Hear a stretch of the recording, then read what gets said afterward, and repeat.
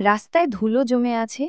ছোট্ট একটা লাল গাড়ি, নাম বুলেটো, পড়ে থাকে শহরের এক কোনায়, পুরনো গ্যারেজে। কেউ ওকে চেনে না। ওর গতি নেই, ইঞ্জিনও দুর্বল। কিন্তু বুলেটোর স্বপ্ন বিশাল।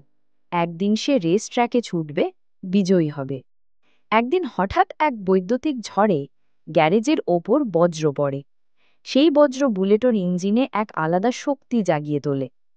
পরের দিন গ্যারেজ মালিক দেখে অবাক। বুলেটোর ইঞ্জিন গর্জে উঠছে। সে ছুটে যায় শহরের রেসে। সবাই হাসে, ভাবে এটা একটা মজার ব্যাপার। কিন্তু রেস শুরু হলে সবাই মেরে যায়।